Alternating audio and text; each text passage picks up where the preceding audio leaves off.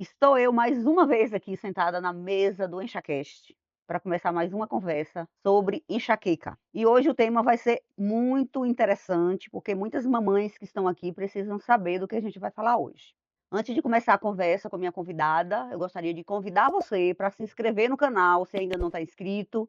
Se já está seguindo aqui o canal, compartilhe esse conteúdo e os outros conteúdos com mais mulheres, chame mais mulheres para cá, ajuda a gente a difundir conhecimento sobre enxaqueca e ajudar mais e mais mulheres a entender sobre a doença, a manejar essa doença e a buscar melhores qualidades de vida. Aprender sobre o que tem é o melhor caminho para buscar ajuda e para se tratar e viver sem dor. Hoje a gente vai falar de um tema muito curioso que é enxaqueca na criança. Criança tem enxaqueca? Muitas mães que estão aqui, com certeza foram crianças com enxaqueca e nem souberam disso. Não é a doutora Fernanda, que é a minha convidada de hoje, era neuropediatra. A gente vai ter essa conversa e ela é um ótimo exemplo para conversar do assunto, porque é uma mulher com enxaqueca. Ela vai dizer para a gente se ela começou a doença desde a infância, como ela vê as crianças hoje no consultório dela com enxaqueca, se ela se enxerga nessa criança, porque hoje ela é minha paciente, quem manda na vida dela sou eu, mas ela vai compartilhar com a gente a prática do dia a dia e como foi a vida dela também como criança enxaquecosa. Então seja bem-vinda, doutora Fernanda. Vamos lá começar. Fale um pouquinho de você, seu trabalho e dê uma introduçãozinha aí para o pessoal sobre essa sua história de vida de uma mulher com enxaqueca. Muito feliz de estar aqui com você hoje. Eu acho que é um assunto extremamente importante, esse alerta de que crianças e adolescentes também têm enxaqueca.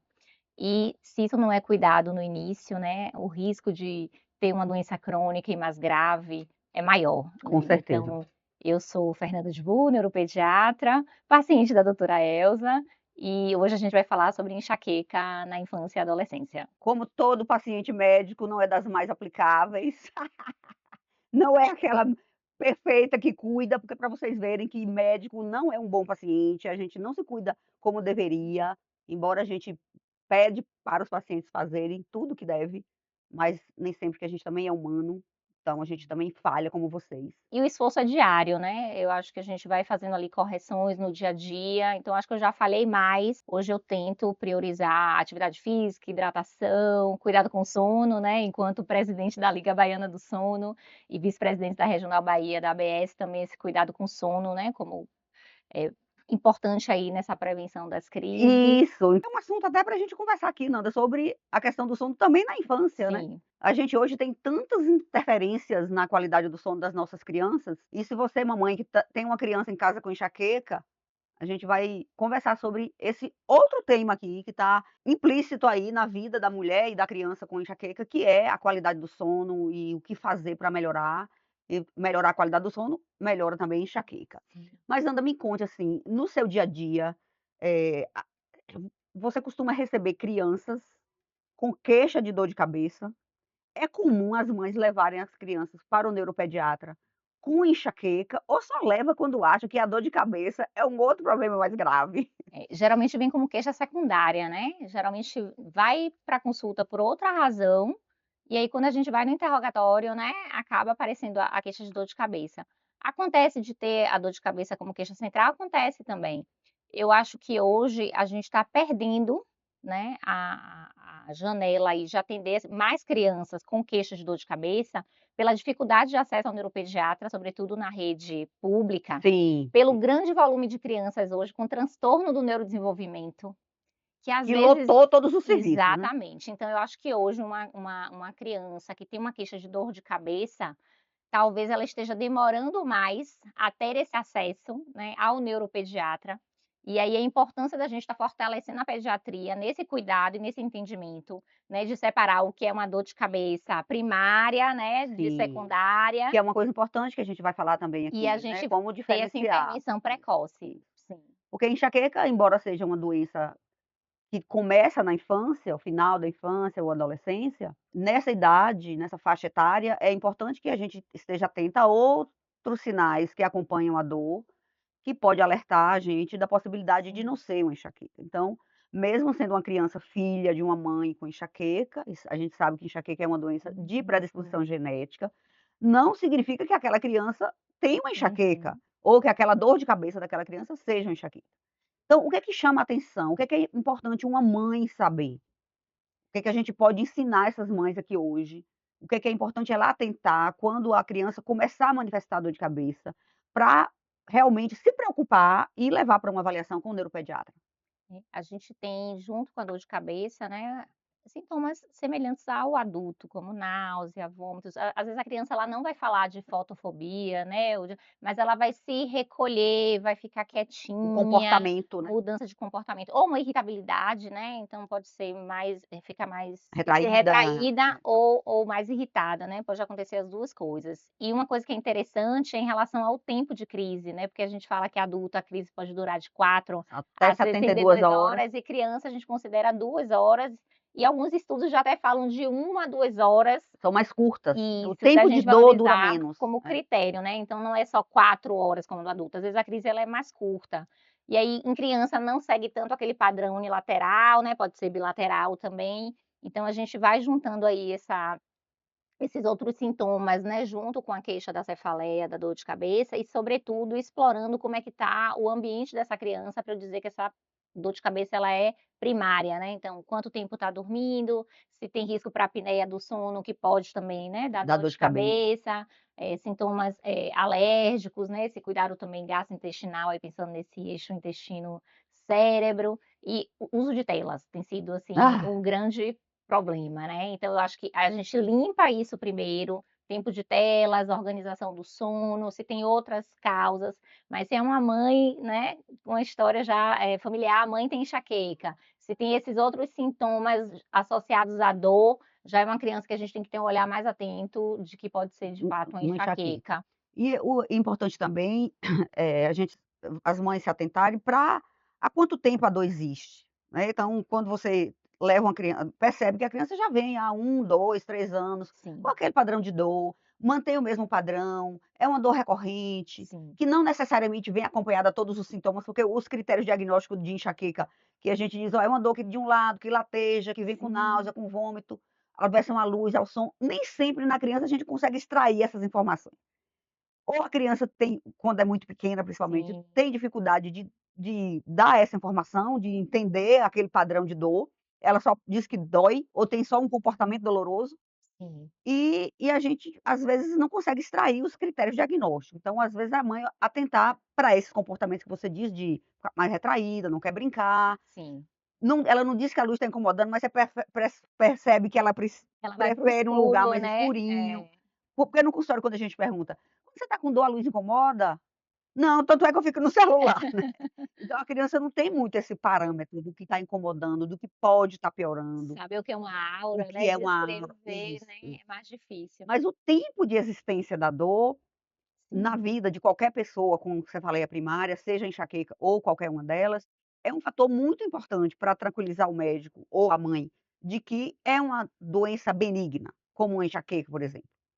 Mas assim, uma criança que nunca teve dor de cabeça, uma mãe que às vezes não tem também um histórico, ou a mãe ou a avó com enxaqueca, e a criança começa a ter uma dor de cabeça de início recente, com piora progressiva, aí é uma dor que preocupa, a gente tem que que precisa conhecer, né, logo esses sinais avaliação. de Exato, que alarme, são né, os os os os conhecidos red sinais de flags, alarme. né. É, Uma dor que vai piorando, né, tem uma piora de intensidade muito rápida, geralmente esse padrão que a gente fala da enxaqueca é um padrão um pouquinho mais semelhante em termos de intensidade de dor. Então se é uma dor que está a cada dia pior, né, se vômitos recorrentes, perda de peso, apatia, convulsões, né, fraqueza, então são sinais, assim, de que não dá para esperar, precisa de atendimento médico, em pronto atendimento, né, de urgência, para a gente avaliar uma dor mais intensa. na neuropediatria, tem umas coisas curiosas quando a gente fala de enxaqueca na criança. Eu não sou neuropediatra, mas depois que eu me brinquei aí pelo no mundo da dor de cabeça, acaba eu atendendo crianças, filhas, principalmente filhas das pacientes que já têm enxaqueca. Acaba levando, é a única exceção para atender criança, é a criança com enxaqueca.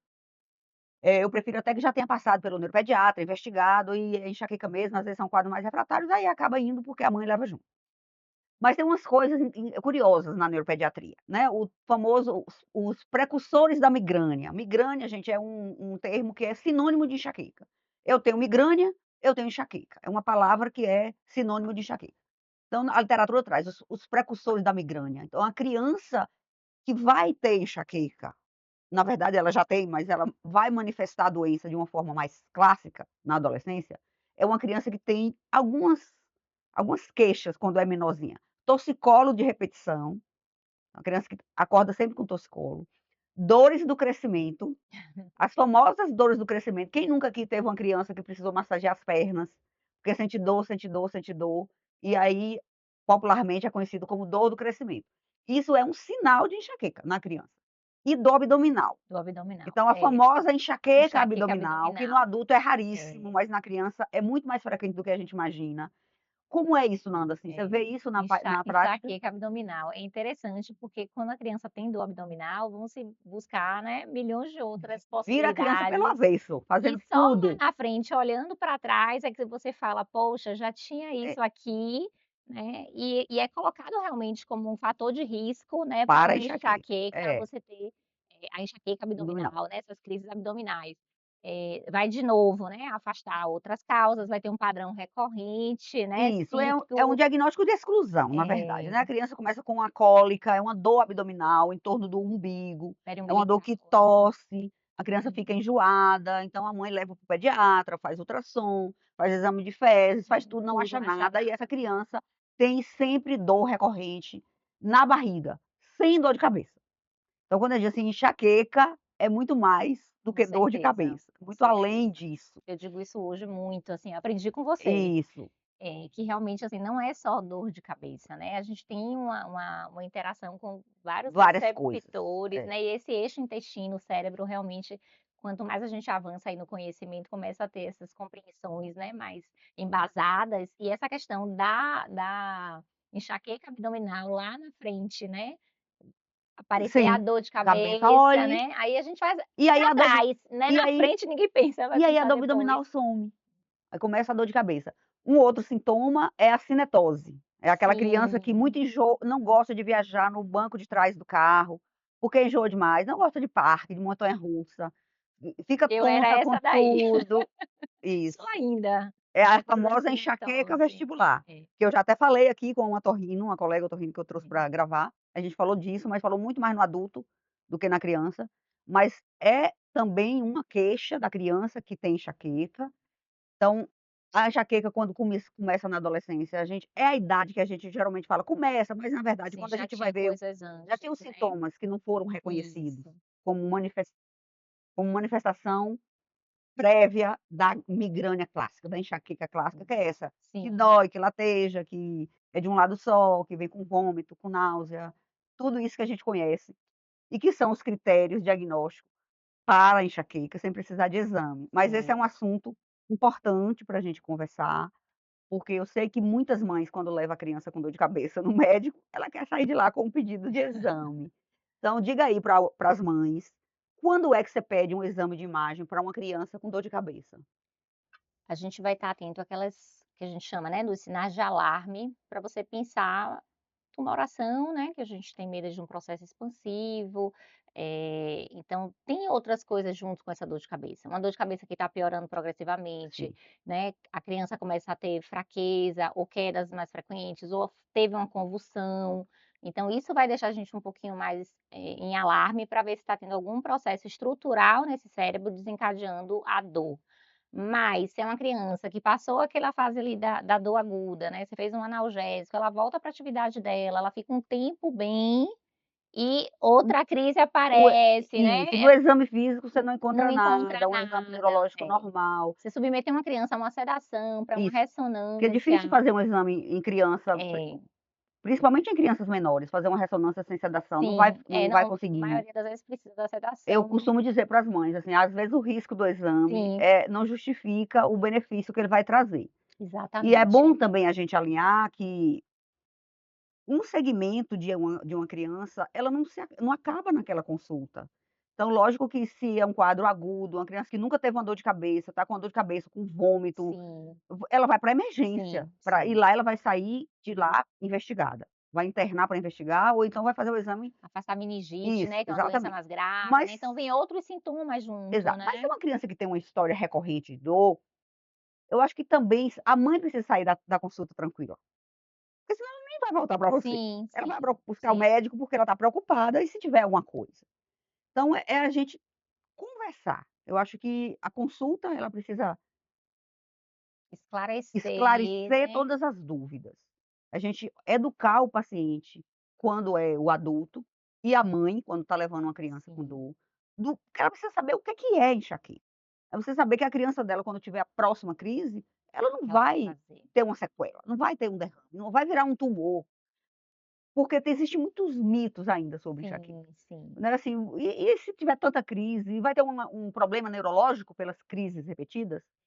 Pode ter, porque enxaqueca cronifica quando a gente não trata, e a gente vai daqui a Sim, pouco falar quando é que a sim, gente trata a sim, criança.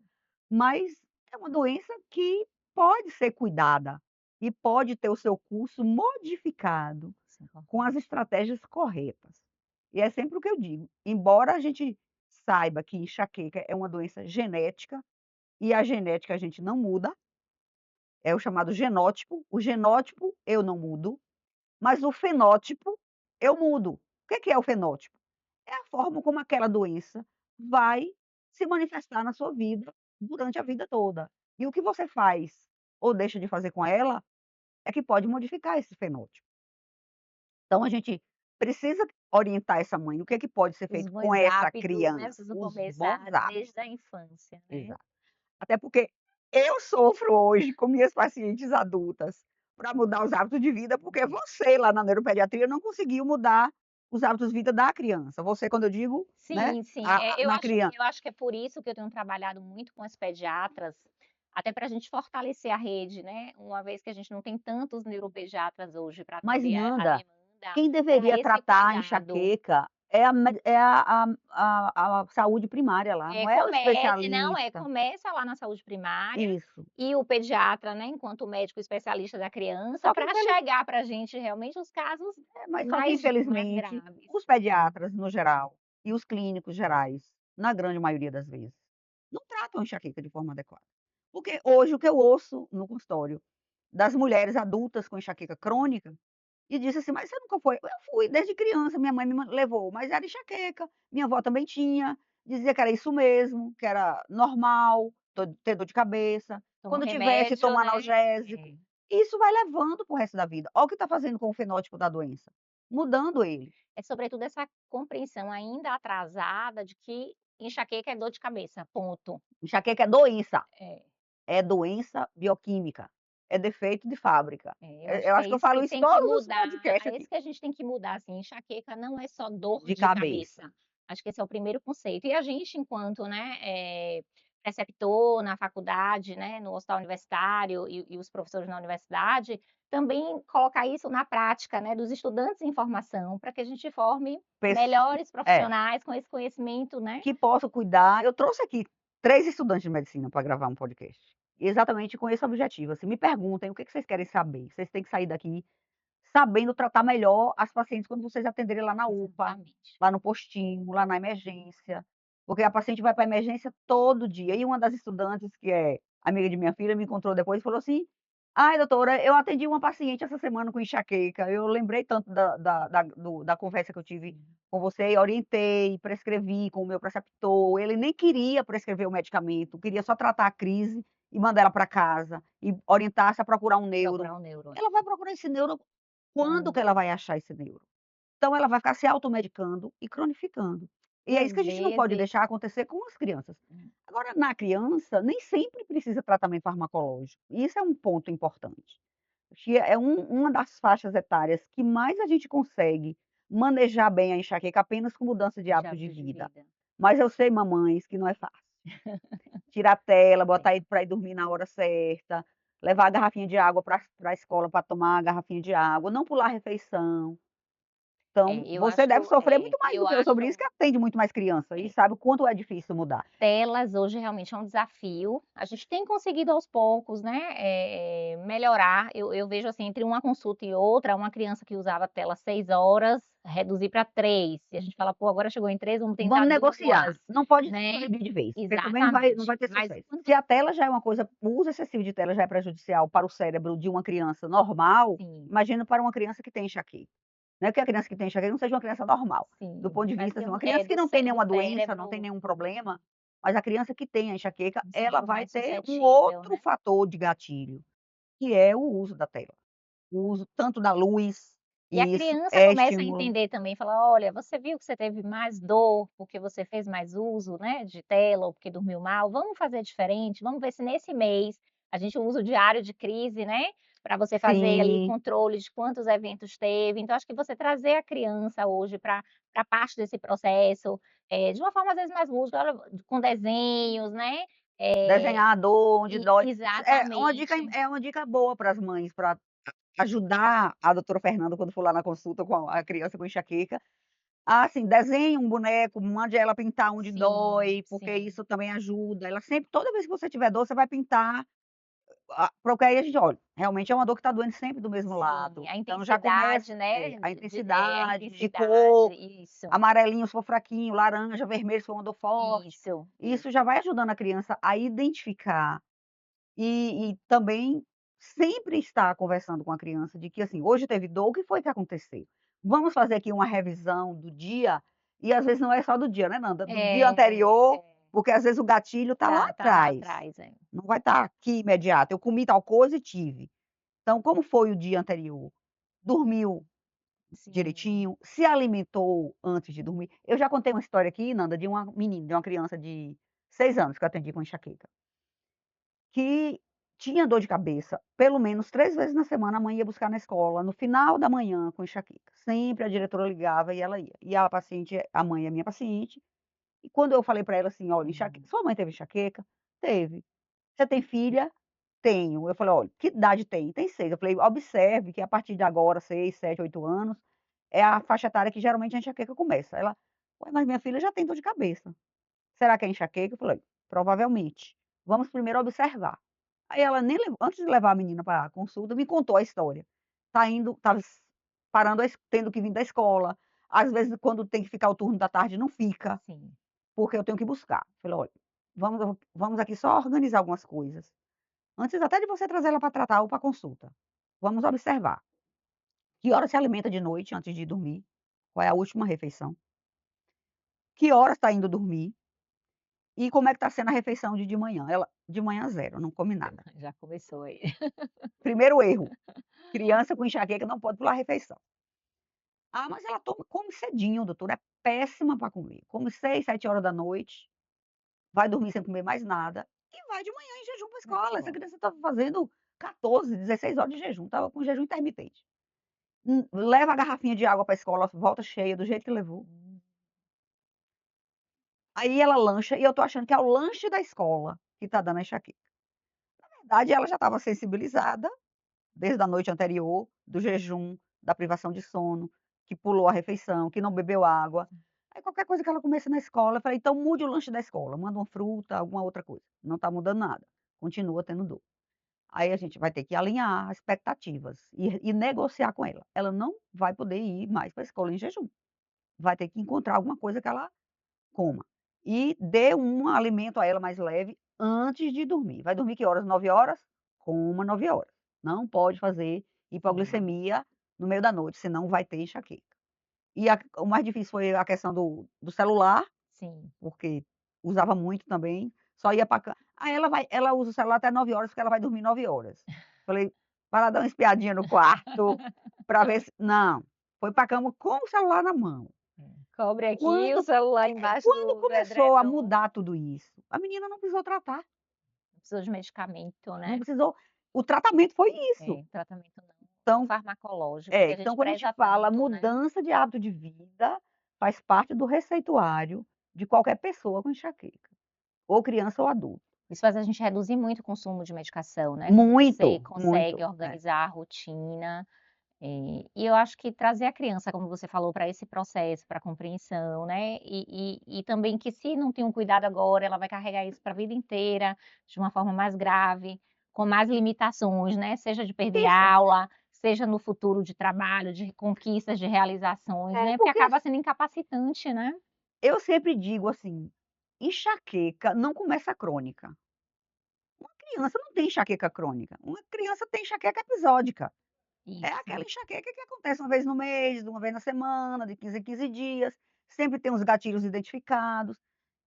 Mas se você não identifica os gatilhos, não muda o estilo de vida para melhorar essa frequência de dor, acalmar esse cérebro dessa criança e deixar tem dor, toma analgésico, tem dor, toma analgésico, ela vai se tornar um adulto com enxaqueca crônica, porque o cérebro vai incorporando o comportamento doloroso como Sim. uma coisa normal. E usando abusando, né, da Da medicação. medicação, que são os 2 mecanismos importantes de cronificação de uma enxaqueca. Deixar a dor acontecer de forma muito frequente, e o cérebro entende que ter dor é uma coisa normal, ou tratar só a crise.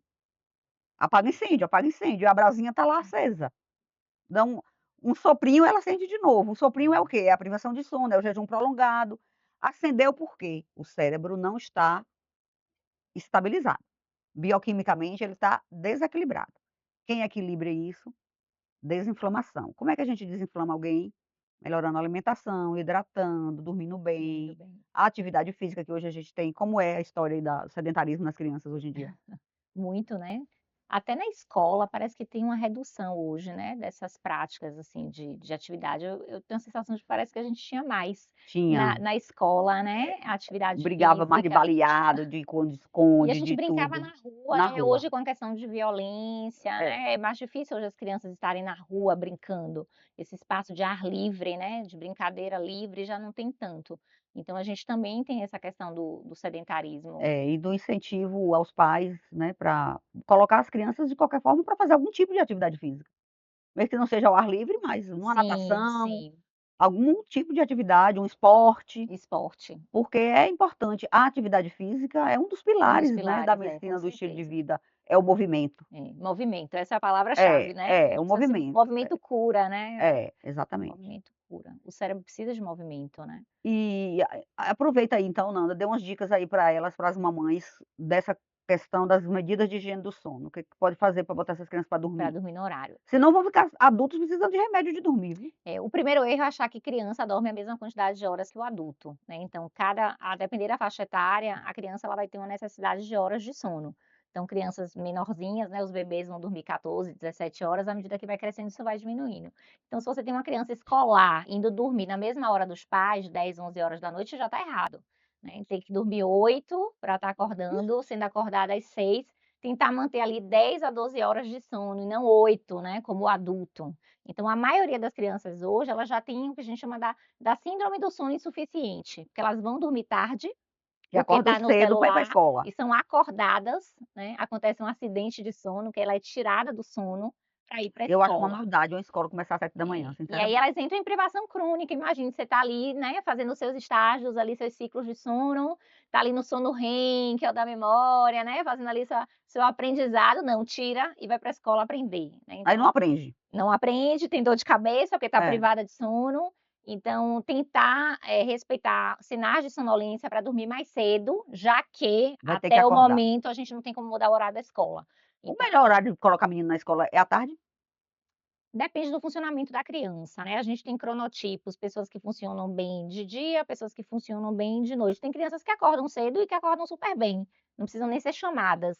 Então isso varia muito com a tem uma questão A questão genética, biológica, né, do ciclo do sono, do né. pessoas que são mais vespertinas e mais matutinas, né, o cronotipo.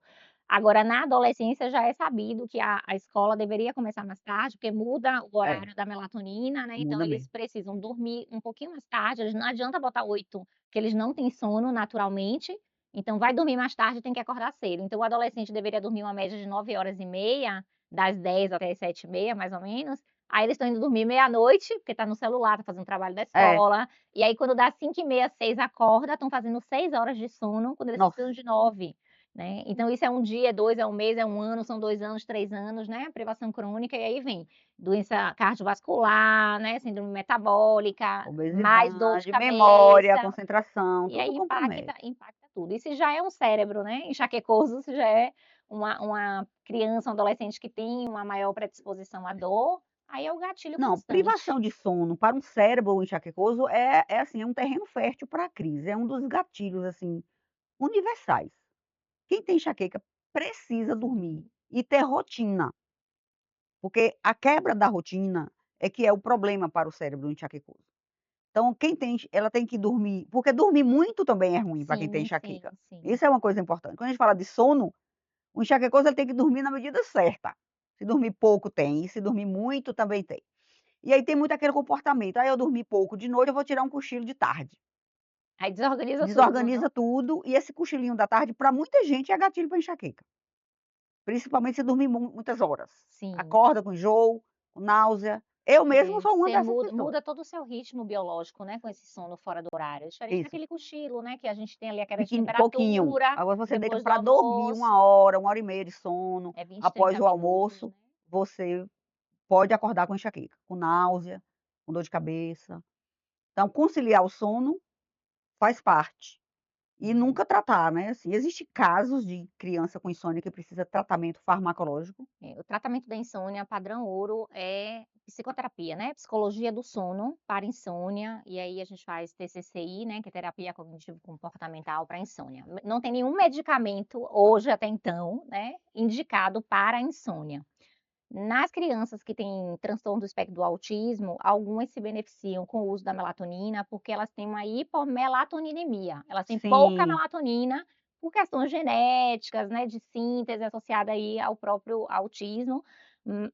Aí a gente tem indicação e esses casos pontuais, mas para uma criança típica, é higiene do sono, terapia comportamental, organização da rotina com os pais. A maioria das insônias na infância é por má associação, ou seja, só durmo se eu tomar mamadeira, só durmo se eu enrolar o cabelo da minha sim, mãe, ou falta de limite. O pai fala que tem que ir: "Ah, mas eu quero ficar mais um pouquinho". "Não, então senta aqui, vamos ver a novela". Não. O horário da criança dormir não é o horário do adulto dormir. A gente precisa respeitar a necessidade de sono da criança, que é diferente do adulto. sim, isso é importante, né. Senão a gente vai usar medicação para tudo, né, medicação para Isso, acordar, medicação para dormir, né, pra mudar hábitos, né, exige um comprometimento da família. Então, às vezes, assim: "Ah, mas se fizer uma melatonina, né, vai dormir". Não, mas a gente precisa mudar o hábito da família. A família precisa se comportar de uma forma que favoreça o sono da criança, né, a organização, a rotina. Então precisa desse compromisso da família com a criança e a gente espera que da sociedade também, né, quando a gente faz ajustes nesses horários escolares, na flexibilização de horário, saber que naquele dia uma criança ou um adolescente que está numa crise de enxaqueca, ela não vai ter o rendimento, remanejar a prova, né. sim. Então eu acho que esses ajustes, assim, é um compromisso da Mas sociedade com a infância. isso é um trabalho de formiguinha, né, porque até esse povo entender que enxaqueca é uma doença e que quem tem enxaqueca precisa ser Sim. visto de uma forma porque é Tem uma doença queixas que incapaz sensoriais, né, então às é vezes porque fala assim: "Ah, me isso. incomoda com barulho", aí acha Ah, é não é só o frescura, autismo que incomoda é com a às barulho, vezes é a né. luz da Exatamente, da da sala, né, muito sala. ruído. Sim. Eles têm também muitas vezes, né, uma hipersensibilidade, auditiva, né. Ô Nanda, você falou aí do autismo, me veio aqui uma pergunta, só para polemizar mesmo a história. Existe alguma associação de enxaqueca mais enxaqueca em autismo do que na população geral? Não tem nada na literatura não, Não, né? não tenho que eu tenha conhecimento não. Talvez a gente não esteja, fazendo os diagnósticos corretos se não tem ali, o reconhecimento da Da queixa, né, então da às vezes a queixa. criança está mais irritada E não e sabe você referir o que se é. for um TEA não verbal, né, com um comprometimento cognitivo, talvez a gente não consiga, de uma forma muito clara entender, Sim, né, essas queixas diferentes de uma criança que verbaliza, como é a dor, né, a gente vai observar comportamento, fica mais irritado, né, se recolhe, mas até a gente pensar que saquei isso é que é enxaqueca enxaqueca. e não é uma outra coisa, eu acho que talvez a gente perca diagnósticos. É, Eu acho que a talvez. gente está perdendo diagnósticos quando o paciente não chega até a gente, começa por aí. Como eu falei no início, né, hoje a gente está atendendo muitas crianças com atraso do desenvolvimento, e aí essa queixa de dor de Eu cabeça acho que muitas as vezes não está crianças nem chegando pra as gente. crianças com enxaqueca não estão tendo a chance de chegar no neuropediatra, Isso, porque eu o percebo boom isso. nos consultórios hoje é transtorno do desenvolvimento. Quando a gente pensa no ambulatório na rede SUS, por exemplo, assim, a gente vai ter em uma semana 15 dias para aparecer uma queixa de dor de cabeça. E a gente vai ter todos os dias a Isso. agenda praticamente completa, ou TEA, ou TDAH, ou um outro transtorno do neurodesenvolvimento. Então, mais uma vez, a importância da atenção primária para Agora reconhecer e da agora sabe para onde pediatria. é que estão indo as crianças com dor de cabeça? O oftalmo. Eu vou trazer inclusive uma colega oftalmologista aqui para conversar sobre esse assunto, porque toda criança que vai com enxaqueca para o consultório, que as mães levam, que eu pergunto: "Já fez algum tipo de avaliação e tal?". "Já fui no oftalmo, já fui no otorrino", não é a sinusite, não é problema de vista, mas é universal, é impressionante. Sim. Vai primeiro para o hospital, porque todo mundo acha que Sim, a o primeira problema coisa, né, é a é criança está com dor de cabeça por conta da é problema de vista. importante a gente fazer, né, essa avaliação oftalmológica Sim, e com o sim, sim. otorrino para a gente afastar causas, primárias e fortalecer essas medidas de higiene, né, de estilo de vida mesmo. Eu acho que é o primeiro ponto, para Sim. a gente conseguir separar o joio do trigo, né, É. inicialmente ver aquela criança que realmente vai precisar ali do contato mais perto do neuropediatra. E eu tenho muito esse olhar hoje do quanto é importante esse diagnóstico e tratamento correto na infância, para que esse adulto tenha uma melhor qualidade de vida, né, que ele tenha maiores possibilidades no futuro, e não comprometer a vida dele por um não diagnóstico ou por um tratamento ineficaz lá atrás. E como foi a sua história? Você lembra com que idade você começou a ter dor de cabeça e que teve o diagnóstico de enxaqueca com que idade? Eu acho que a gente ganha diagnóstico tardio, né, É, a maioria, eu né. não saberia dizer, assim, quando eu tive Mas você mas diagnóstico. Eu que lembro. lembrança você tem de ter dor de cabeça? Ai, Elza, ela está querendo entregar a minha idade. Não, não quero há quantos anos, com Não, mas que idade? eu não Com saberia 10 dizer anos, 8 anos? exatamente. Eu sempre fui uma criança, assim, muito estudiosa, né, muito focada já do que eu queria. Aos 13 anos eu já sabia que eu queria ser médica, eu fiz meu primeiro vestibular de medicina, eu tinha 16 anos.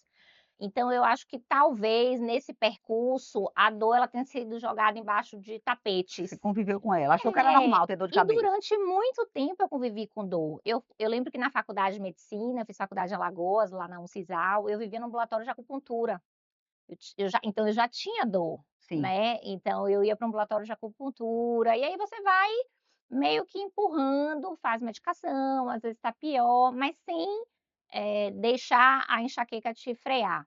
sim. Eu acho que depois já de neuropediatra, Foi que você teve consciência, que aí eu falei assim: "Não, eu preciso de alguém para cuidar de mim", que precisou aí é virar quando eu cheguei médica, até você. precisou virar médica para É, entender. eu acho que deve ter alguns anos, né, que a gente Tem, já, começou, tem. alguns anos, 4, 5 Não anos precisa falar talvez. não a idade não.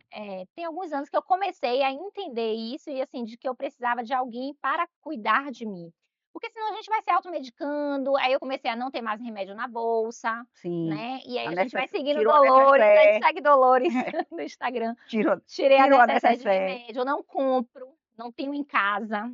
Então, quando eu tenho uma assim, que eu vejo que eu vou precisar, aí eu peço entrega para não ter essa coisa de ir para o caminho, né, mais rápido ali da medicação. A gente tem mais cuidado com os hábitos de vida. Ah, por falar em crise, em tratamento de crise, na criança também é legal a gente orientar as medidas não farmacológicas, tipo Sim, gelinho sim, na testa, ficar quietinha, sim. se hidratar mais quando tiver com dor, Até porque tratar a náusea. algumas das medicações que a gente usa em adulto não Não podem pode ser usar em usadas em criança. criança. A gente É tem um muito arsenal muito é muito mais limitado. limitado o arsenal É, terapêutico para é. criança, com certeza. Então as medidas não farmacológicas, elas são, assim, a base do tratamento, né. E às Sim. vezes a gente usa, uma medicação como um anti-inflamatório ali, né, mas, para abortar a crise Crise, aquelas 48 horas, um tratamento intermitente, né, sim. o ibuprofeno, por Mas às exemplo, né, vezes a medida não farmacológica também já já ameniza a nessa resolve, já muitas resolve. vezes resolve. É, na criança É. resolve mesmo. E o Colocar para dormir. intermitente, às vezes o ibuprofeno a gente faz 48 É, horas, uma quando tem uma uma dor dica mais legal também é intensa. assim, se a criança está vomitando, está com náusea, às vezes você dá um remedinho Sim, para um náusea que dá um antiemético. pouquinho de sono e já dorme e já E acorda sem acordar dor. melhor. Criança parece que, né, é A criança é mágica, toda né, diferente, né. volta recupera Até mais porque a rápido. própria manifestação da doença na criança é diferente, como a gente comentou, o tempo de É. dor é menor, então Sim, o efeito do sim, analgésico o analgésico geralmente é muito mais eficaz na criança, sim. com a Agora dose eu acho, assim, menor. voltando um pouco para mim, quando você fala da história, eu acho que é sobretudo essa questão da gente, por si só, menosprezar aquilo, né, ainda tem muito esse olhar de julgamento, assim: "Ah, não foi trabalhar porque está com dor de cabeça, né, como assim?". Então a gente vai trabalhar com dor, né, às vezes eu falo assim: "Hoje está 8h10 e você está lá, né, Ah, trabalhando", a gente para derrubar mesmo, né, você tem que estar, né, já êmese, né, tá vomitando, na tem que estar, emergência com soro na veia, muito mal, com o né. sorinho ali ó, trabalhando com o sorinho. Eu visito com frequência lá o ambulatório de acupuntura, né, você vai ali tentando alguns, pilates também que me ajuda, eu faço pilates, faço acupuntura, para a gente tentar realmente reduzir medicação. E eu acho que na criança a gente precisa fortalecer essa rede de cuidado e entender Isso, realmente a enxaqueca, né, como uma como uma doença, doença que né, e com começa na sua infância eu e acho que que leva para a vida toda, se não cuidar, vai cronificar e vai se tornar um idoso com enxaqueca, que vai ser enxaqueca. inclusive O um dos pró temas de um dos episódios daqui.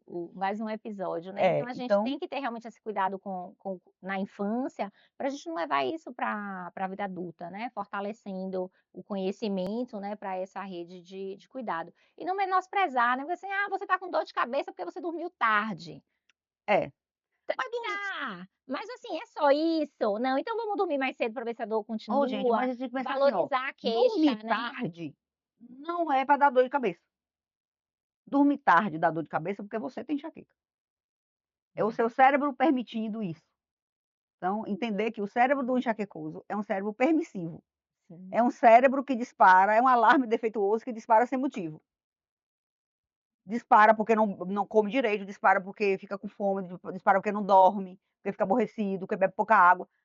Nada que eu citei aqui está machucando alguém, mas sim, está dando sim, dor no sim. portador de enxaqueca, porque é um cérebro ligado no 220 o tempo Mais inteiro, reativo, né. né. Então, É. eu fiz uma privação de sono, tem gente que perde noite e não tem dor de cabeça. Eu acho que tem que escutar a criança, né. Hoje a gente Isso. acho que a gente precisa, assim, realmente entender. Lá no ambulatório, no Hospital das Clínicas, eu criei, né, tem uma ficha justamente para poder a gente caracterizar bem a dor, ver a intensidade da dor, ver frequência, eliminar esses ruídos, né, de que pode ter ali uma causa secundária como Que é o causa da medo de toda dor. mãe. É. É, e aí não, de fato vamos ver se a gente controla. A maioria das crianças, assim, a gente controla com um tratamento intermitente, vai ter uma crise no mês, uma crise a cada 3 Aí meses, tudo bem, trata a né, faz crise. uma crise Mas o intermitente. grande segredo é como você falou, oriente a mãe para acompanhar a criança no diário de dor.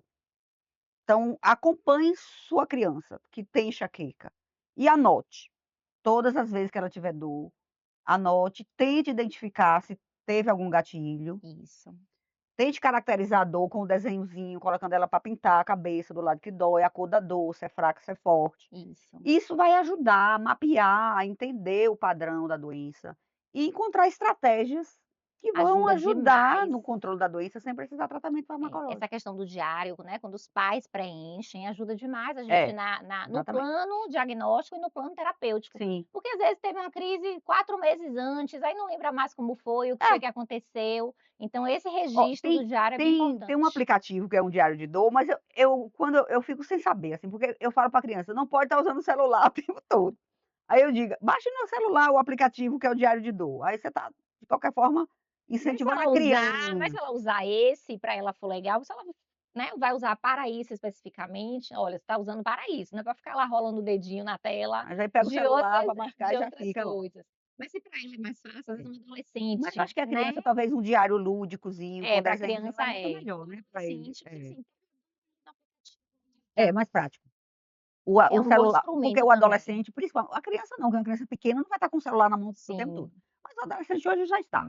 é o Ele que já tem funciona para autonomia. ele, né. Ele já tem autonomia de estar com o celular, então é bom para ele ter o diário, Sim, porque ele tem a garantia de que ele vai ter um dispositivo ali para ele marcar, registrou. registrou, do que esperar chegar em casa, botar no cadernetinho e acaba não anota. É, não anota não, Mas a criança, como a criança tem dor, ela vai falar para a mãe que está com dor, então a mãe que vai acompanhar o diário. ajuda Então essa junto. prática do diário Eu acho fantástico e, assim, coloridinho, para a gente lúdico, é é bem muito legal. importante. É. Isso ajuda a definir o plano, né, porque se é uma crise em 6 meses, não, a criança tá fazendo tudo certinho, dormindo bem, comendo bem, né, a gente organizou todos o as arestas ali, arrumou tudo e ainda assim tá tendo crise recorrente, né, Aí pode frequente, mais do precisar que 3 tratar, vezes por semana, aí a gente vai ponderar, né, o uso sim, contínuo de um de medicamento. Às medicamento vezes uma profilático. adolescente, uma criança com um componente ali mais ansioso, e aí a gente vai sempre escolher a medicação para o tratamento contínuo, associado a se tem uma outra comorbidade, né, então uma criança que tem epilepsia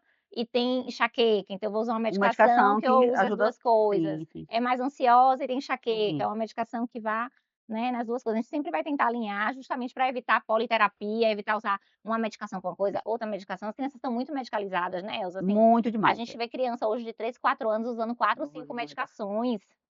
Né, e medicações às vezes de controle especial, então isso é uma coisa que tem preocupado muito a gente também. É, e a gente quando a gente fala de enxaqueca, a estratégia é sempre tentar não precisar tratamento farmacológico, tentar até, primeiras medidas Sim, ou outros tratamentos, né. A É, neuromodulação na criança para enxaqueca tem indicação? eu não tenho experiência com neuromodulação, talvez porque esteja muito no SUS e a gente encontra ainda, né, muitas, Limitações. limitações, né,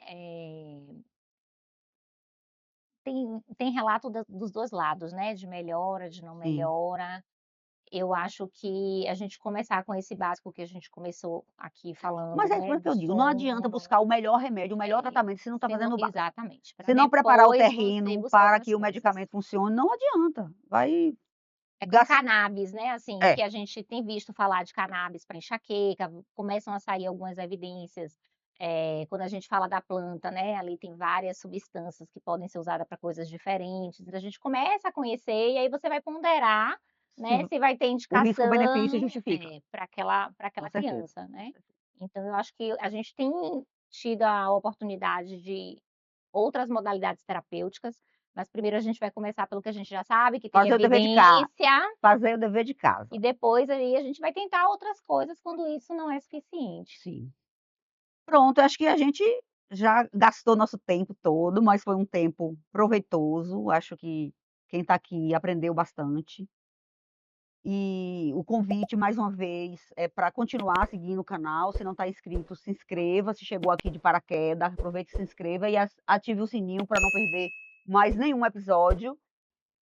E a gente vai continuar semanalmente aqui no EnxaCast, trazendo sempre um profissional ou pessoas que sofrem de enxaqueca, que querem trazer suas histórias para cá.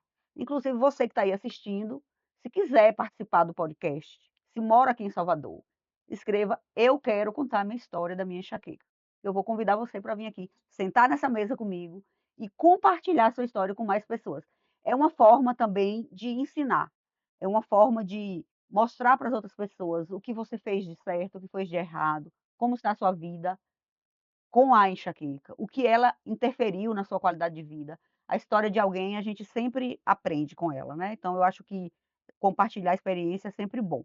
E vocês viram que a grande maioria das colegas que eu trouxe aqui tem enxaqueca, então enxaqueca não escolhe idade, não escolhe, classe social, não escolhe raça. Ela é uma doença democrática. Então, muitas médicas que sentaram aqui comigo nessa mesa têm enxaqueca, inclusive a doutora Fernanda, que já compartilhou com a gente aqui a história dela. Então, muito obrigada, Fernanda. Eu queria só que você desse uma palavrinha final aí para as mamães que estão aqui. O que você pode falar para elas, que elas podem fazer para ajudar as filhotas com enxaqueca a não se tornar adultas com enxaqueca crônica? O cuidado com a higiene do sono, alimentação, hidratação, atividade física, né, pilares para a saúde física e mental. Se já existe um diagnóstico de enxaqueca, fazer o acompanhamento regular, preencher o diário para a gente é importante para o segmento, para a definição do tratamento. E se é uma criança que começa a ter dor de cabeça, valorizar a queixa, conversar com o pediatra, para que a gente não perca esse diagnóstico na infância e tenha aí no futuro um adulto, né, sofrendo com enxaqueca crônica. Então, mais uma vez, obrigada. Vejo você no próximo episódio. E você que sofre de enxaqueca, tem um compromisso com você de estar aqui toda semana, pelo menos uma vez na semana, assistindo um episódio e compartilhando com mais mulheres. Vamos ajudar essa comunidade de mulheres portadoras de enxaqueca a entender mais sobre essa doença tão negligenciada, como você sabe que é.